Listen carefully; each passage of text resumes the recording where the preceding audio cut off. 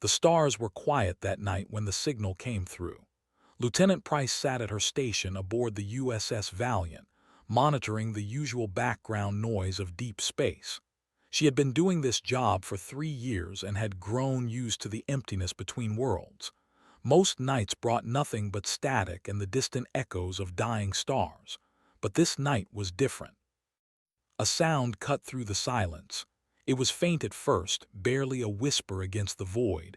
Leaned forward in her chair and adjusted her equipment. The sound grew stronger. It was not random noise. It was a pattern. Someone out there was calling for help. She worked quickly to clean up the signal and run it through her translation software. The computer struggled with the language because it was not in any database the human fleet possessed. This was something new. This was first contact with an unknown species. Press the communication button on her console. Her voice was steady but urgent when she spoke. She told Captain Cole that he needed to come to the bridge immediately. She had found something important. Captain Cole arrived within minutes. He was a tall man with gray hair at his temples and eyes that had seen too many battles. He stood beside and listened as she played the signal for him. The sounds were strange and musical, rising and falling like waves on a shore. Even without understanding the words, both of them could hear the fear in that voice.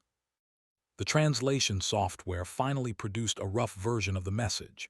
It was a distress call from a species called the. There was under attack. They were dying. They begged anyone who could hear them to send help. They said they had tried every other power in the galaxy and been refused. They had heard stories about the humans from Earth. They had heard that humans came from a death world where everything tried to kill them. They hoped that maybe such a species would be brave enough to fight. Captain Cole read the translation twice. Then he ordered to send the signal to Admiral on the command deck. This decision was above his rank. Only the Admiral could authorize a response to something like this. Admiral was 52 years old and had spent 30 of those years serving in the fleet.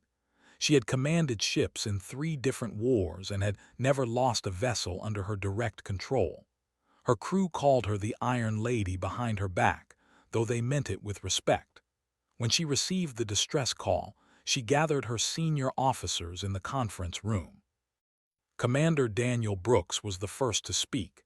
He was the tactical officer of the Valiant and had a reputation for being both brilliant and reckless. He told the Admiral that responding to this signal would be dangerous. They knew nothing about the. They knew even less about the enemy attacking them.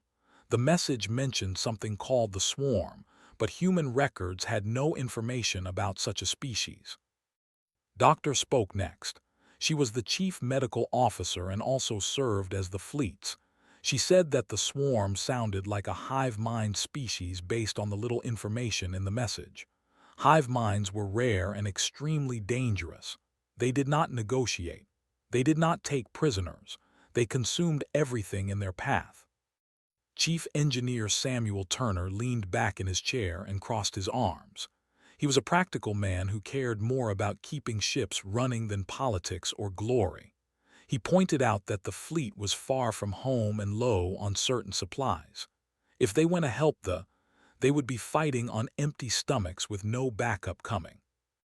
Admiral listened to all of them without interrupting. When they finished, she stood and walked to the window that looked out into space. The stars stared back at her like a million cold eyes. She thought about what it meant to be human. She thought about all the times in history when her species had faced extinction and survived. She thought about the oath she had taken when she joined the fleet. She turned back to her officers and gave her decision. They would answer the distress call. They would go to space and they would fight. She told them that if they did nothing and the swarm destroyed humanity could be next. There was no one else coming to help. There was only them.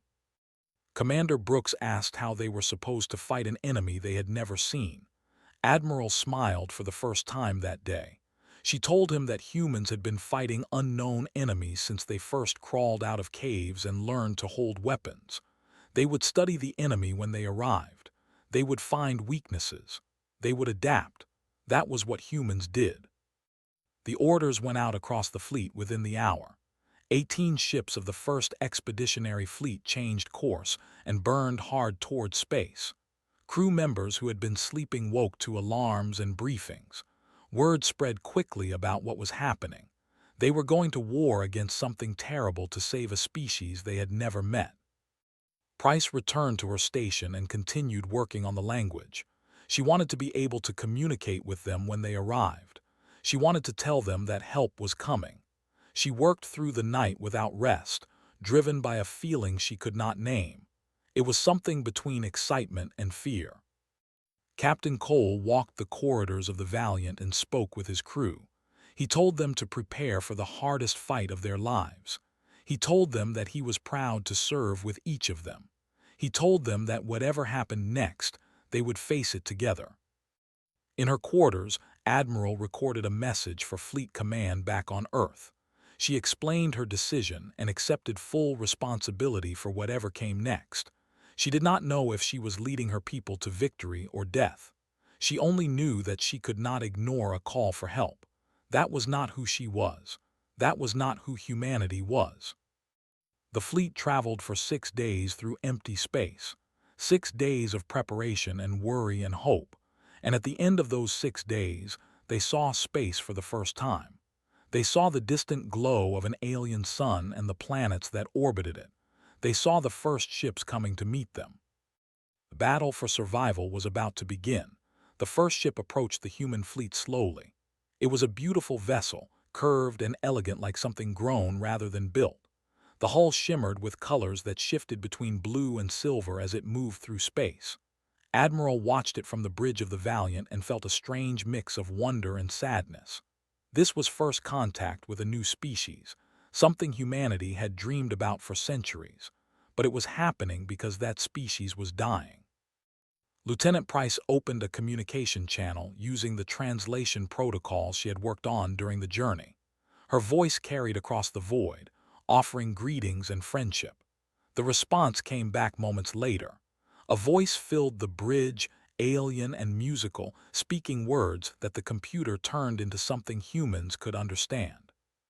The voice belonged to Ambassador of the Confederacy. The ambassador thanked the humans for answering their call. The words carried exhaustion and desperate hope, requested permission to board the human flagship and speak with the fleet commander directly. Admiral granted the request immediately. The shuttle docked with the Valiant an hour later. Admiral assembled a greeting party in the landing bay. Captain Cole stood at her right side. Commander Brooks stood at her left. Doctor waited nearby with medical equipment in case the aliens had different atmospheric needs. Chief Engineer Turner watched from the back, curious despite his practical nature. The shuttle door opened and 2 figures emerged. The humans got their first look at and tried not to stare. The aliens were tall and thin, standing almost 7 feet high. Their skin was pale lavender and seemed to glow faintly from within. They had 4 arms and large dark eyes that reflected the light like pools of water. Their movements were graceful and slow, as if they were dancing through the air. Ambassador stepped forward first.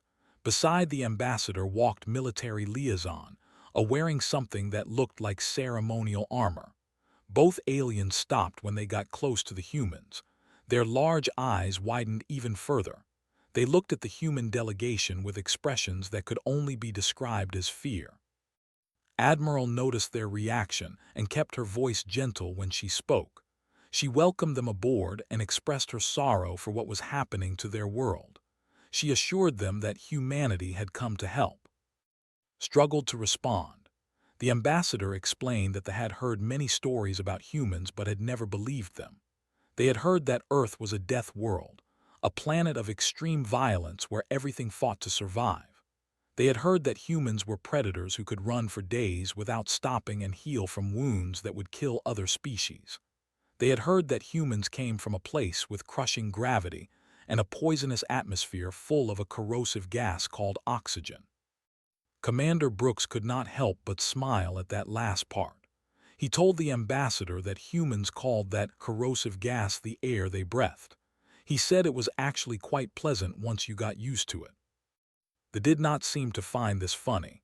asked how any intelligent species could evolve on such a hostile world. The question was not an insult, it was genuine confusion. Doctor answered with the patience of a teacher. She explained that humans evolved on Earth over millions of years. Their ancestors survived ice ages and volcanic eruptions and mass extinctions. They learned to hunt animals larger and faster than themselves by chasing them until the animals collapsed from exhaustion. They adapted to every environment on their planet, from frozen wastelands to burning deserts to dense jungles filled with venomous creatures. They listened with growing disbelief, asked if it was true that humans felt pain and kept fighting anyway. Doctor confirmed this. She said that humans had a concept called adrenaline that allowed them to ignore severe injuries during moments of crisis. She mentioned that human soldiers had been known to continue fighting after losing limbs. Made a sound that might have been a gasp. The military liaison said that soldiers would go into shock from such trauma and become unable to function. The idea that a species could keep fighting through that kind of damage was terrifying.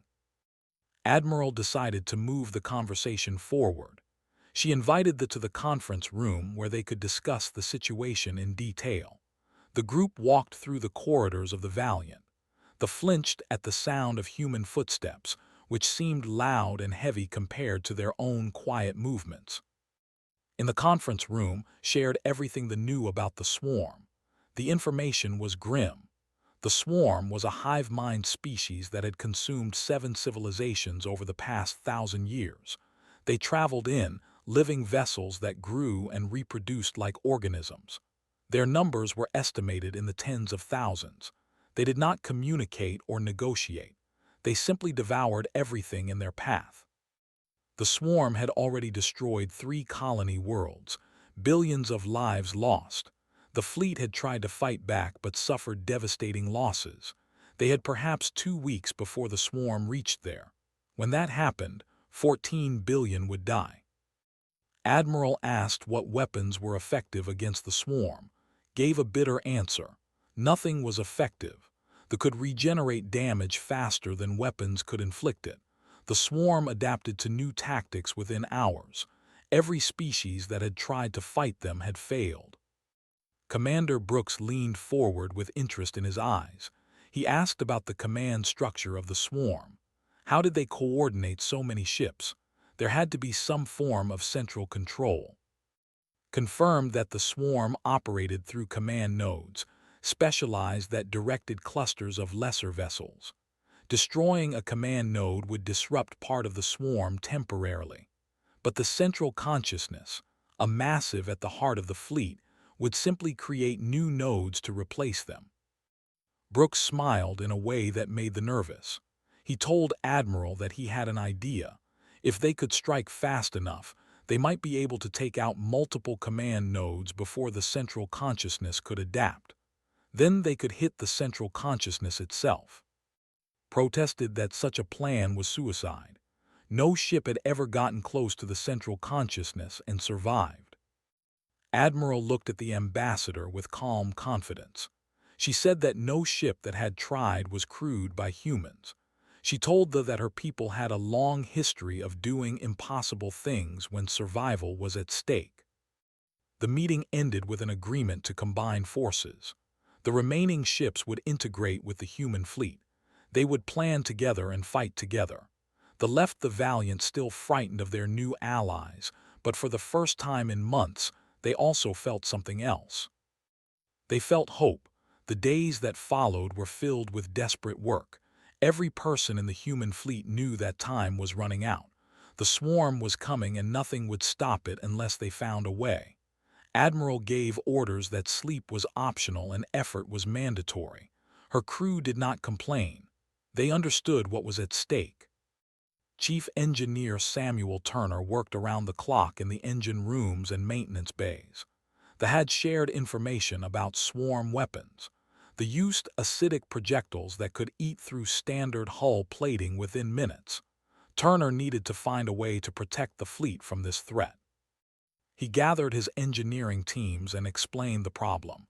They needed armor that could resist acid. They needed it installed on every ship.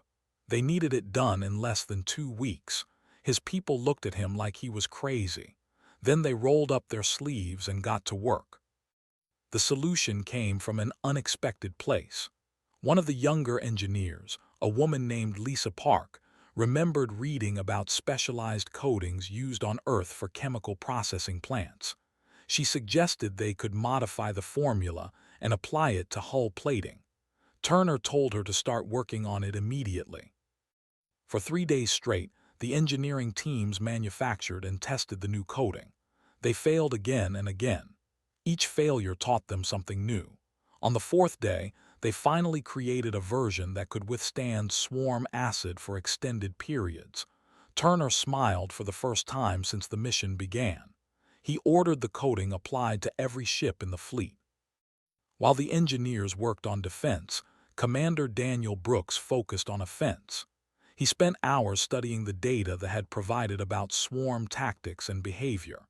He watched recordings of previous battles where ships had been destroyed. He analyzed every movement the swarm made. A pattern began to emerge. The command nodes always positioned themselves at specific distances from the central consciousness. They moved in formation, never straying too far from each other. This meant they were predictable. Predictable enemies could be ambushed. Brooks developed a strike plan using fast attack craft.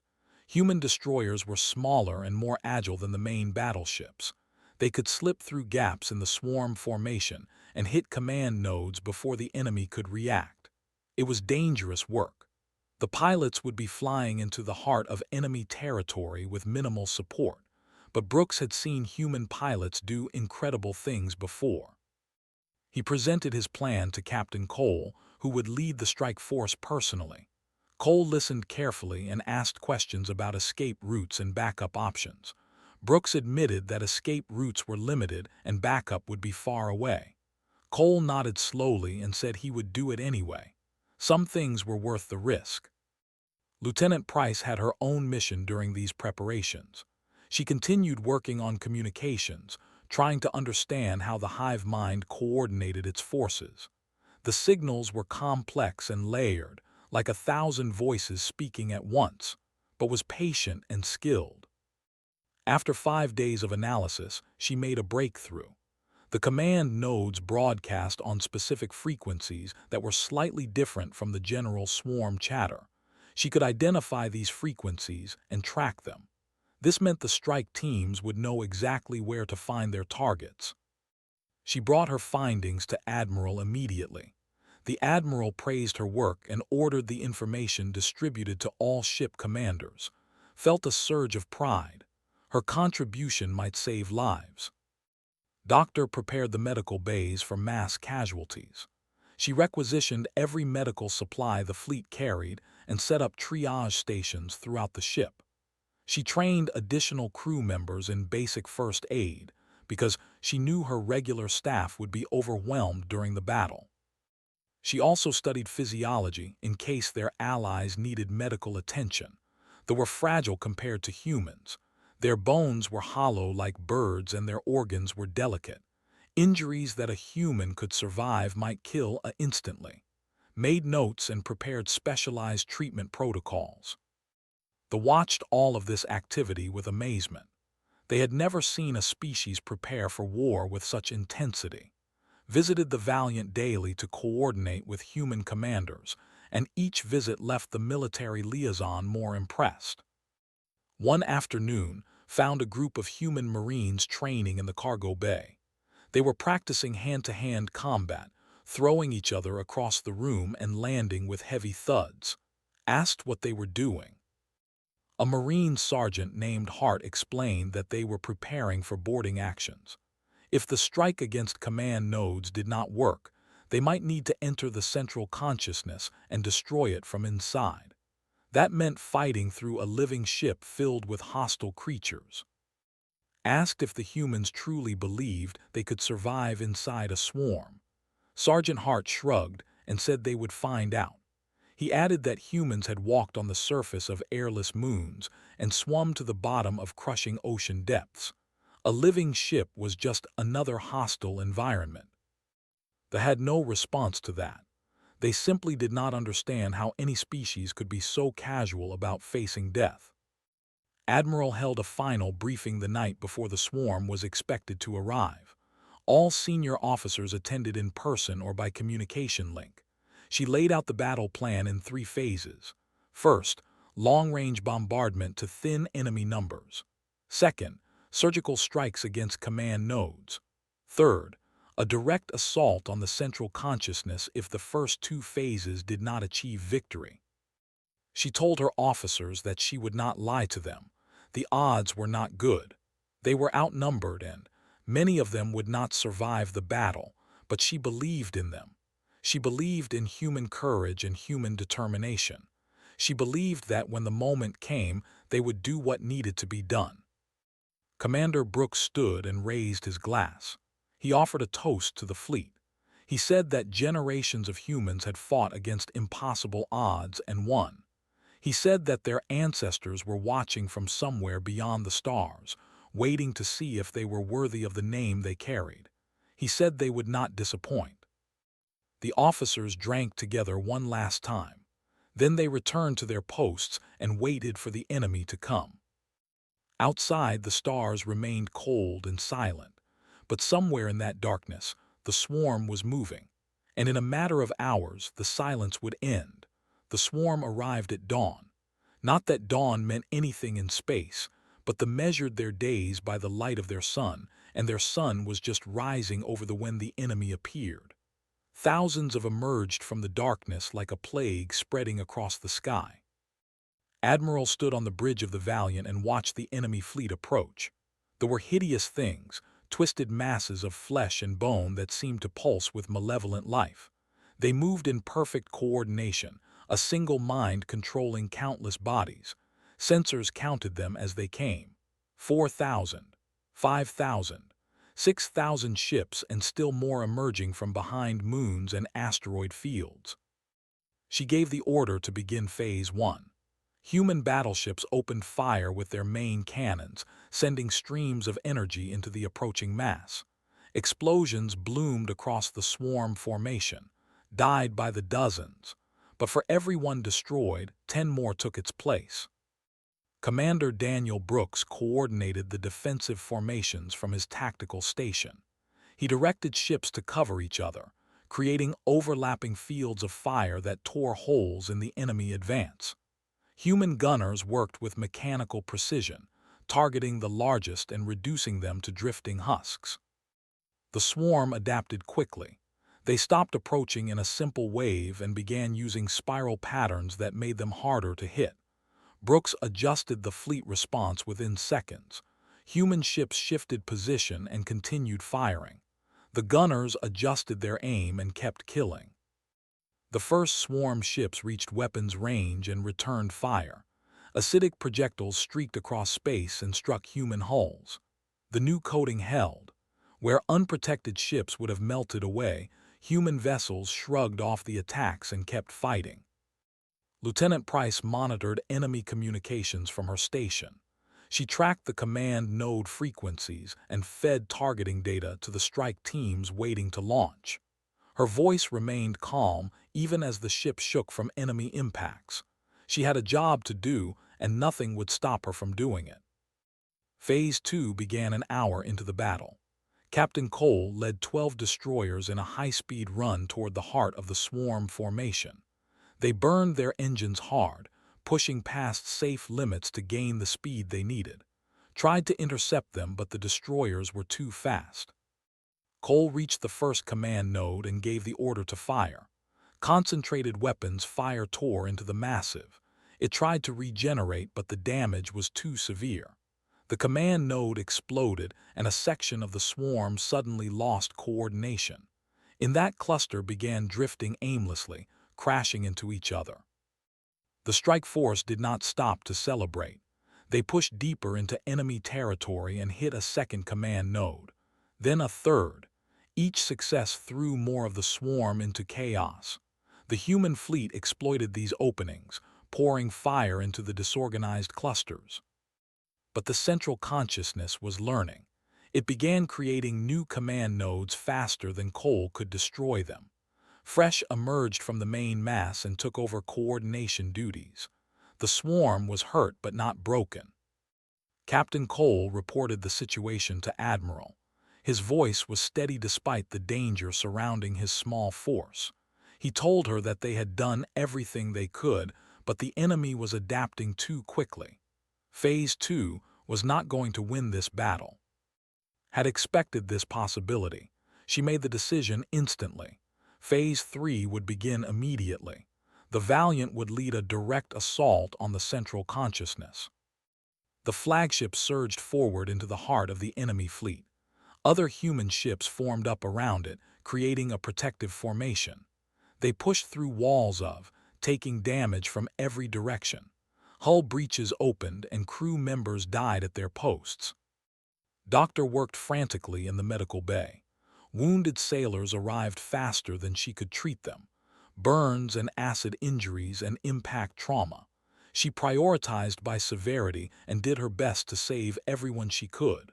Her hands were steady even when her heart was breaking. Chief Engineer Samuel Turner fought to keep the Valiant operational. Systems failed and he rerouted power. Conduits exploded and he patched them. The engine room became a nightmare of sparks and smoke, but Turner refused to abandon his station. He shouted orders to his team and they obeyed without hesitation. The Valiant reached the central consciousness after what felt like hours of brutal fighting. The massive loomed before them, a living mountain of flesh the size of a small moon. It pulsed with dark energy and radiated malevolence that could be felt through the hull. Weapons fire barely scratched its surface. The central consciousness was protected by layer after layer of regenerating tissue. Admiral realized that they could pound it for days and never break through. Commander Brooks reported that conventional weapons were ineffective. They needed another approach, asked if boarding was possible. Brooks checked the tactical displays. There were openings in the organism's surface, entry points that looked like wounds or perhaps mouths. A boarding party could potentially enter the creature and reach its core, but the chances of survival inside an active hive mind were essentially zero. Called for volunteers, every Marine on the ship stepped forward. Sergeant Hart organized them into assault teams and began distributing heavy weapons and environmental suits. They knew they were probably going to die. They suited up anyway. The Valiant maneuvered close to one of the entry points. Enemy fire intensified as if the swarm knew what the humans were planning. More systems failed. More crew members fell. But the ship held position long enough for the assault shuttles to launch. 4 shuttles carrying 60 Marines flew into the mouth of the beast. They disappeared inside the central consciousness, and the Valiant lost contact with them. All Admiral could do was wait and hope.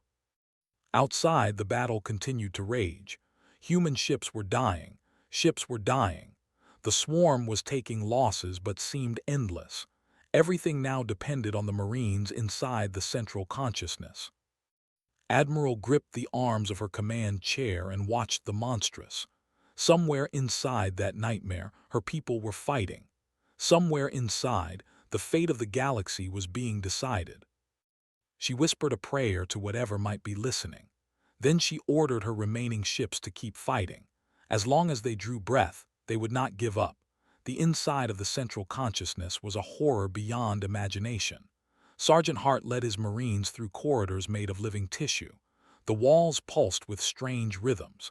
The air was thick with moisture and the smell of something ancient and terrible. Dim bioluminescent light came from everywhere and nowhere. Lieutenant Price had insisted on joining the assault team. Her knowledge of swarm communication patterns could help them find the core. She walked near the front of the formation, her eyes fixed on a handheld scanner that tracked the strongest signal concentrations. The first attack came without warning. Creatures burst from the walls, things that were all teeth and claws and fury. The Marines opened fire with their heavy weapons. Energy bolts tore through alien flesh. Bodies fell and dissolved into the floor. More creatures came. They crawled from openings in the ceiling and rose from pools of fluid on the ground. The Marines formed a defensive circle and kept shooting. Sergeant Hart shouted orders while firing his own weapon. They could not stop moving. If they stopped, they would be overwhelmed. Pointed toward a passage that glowed brighter than the others. The neural activity was strongest in that direction. The core had to be close. They pushed forward through the nightmare. Marines fell along the way. A man named Carlos took a claw strike to the chest and went down. A woman named was pulled into the wall by tentacles before anyone could reach her. Each death was a wound to those who survived. They kept moving anyway. Commander Daniel Brooks joined the assault team during the second wave of attacks. He had come down in a later shuttle when he realized the first teams were taking heavy losses. His presence steadied the remaining Marines. They trusted him to lead them through. The passage widened into a massive chamber. In the center floated the neural core, a pulsing mass of tissue the size of a house. Thousands of nerve tendrils connected it to the walls and ceiling. The entire swarm was controlled from this single point. If they destroyed it, the hive mind would die. But the core was guarded. Creatures unlike anything they had seen before stood between the Marines and their target. These were larger and more heavily armored. They moved with terrible purpose. Sergeant Hart gave the order to engage. The final battle began. Marines fought hand-to-hand with the Guardians. Human fists and boots and blades met alien claws and teeth. People died screaming. Creatures died in silence. The floor became slick with mixed blood.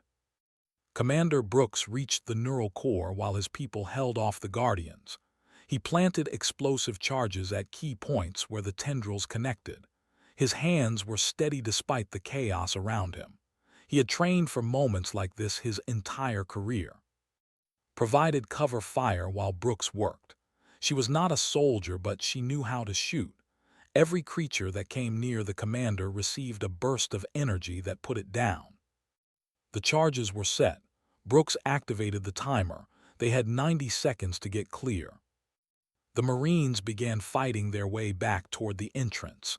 Creatures pressed them from every direction. More people fell. Sergeant Hart took a wound to his leg but kept moving, supported by the Marines beside him. Stumbled over something and fell. A Guardian loomed over her, ready to strike. Commander Brooks appeared from nowhere and put himself between her and the creature. He killed it with 3 precise shots. They ran, 60 seconds remaining. The corridors seemed to stretch forever. The living walls began to shake as if the central consciousness realized what was happening. New creatures emerged from everywhere, desperate to stop the invaders. 40 seconds. Brooks could see light ahead. The entrance was close. He shouted for everyone to move faster. 20 seconds. The surviving Marines burst out of the central consciousness and threw themselves toward the waiting shuttles. Behind them, the neural core exploded. The effect was immediate and devastating. The central consciousness shuddered and began to die. Throughout the swarm fleet suddenly lost coordination. Some shut down completely. Others went insane, attacking everything around them, including each other. Admiral watched from the bridge of the Valiant as the enemy collapsed into chaos. The massive that housed the central consciousness began breaking apart, splitting into pieces that drifted through space like the corpse of a god. She gave the order to press the attack. Human ships advanced into the dying swarm and finished what the Marines had started. That still showed signs of activity were destroyed. Clusters that tried to regroup were scattered. The battle turned into a slaughter. The watched in disbelief. Ambassador stood beside Admiral and had no words for what was happening. A threat that had destroyed 7 civilizations was being dismantled by a species the galaxy had dismissed as primitive brutes. The battle ended 4 hours after the neural core exploded. The swarm was effectively annihilated. Scattered survivors fled into deep space where they would pose no threat to anyone. The cost of victory was severe. Half the human fleet was destroyed or heavily damaged. Thousands of crew members had died. The USS Valiant was barely functional, but the mission was accomplished. Prime was saved. Commander Brooks helped the surviving Marines back to the medical bay. Out of 60 who had entered the central consciousness, only 18 walked out. He memorized the name of every person who had not survived. They deserved to be remembered. Doctor worked for 16 hours straight treating the wounded.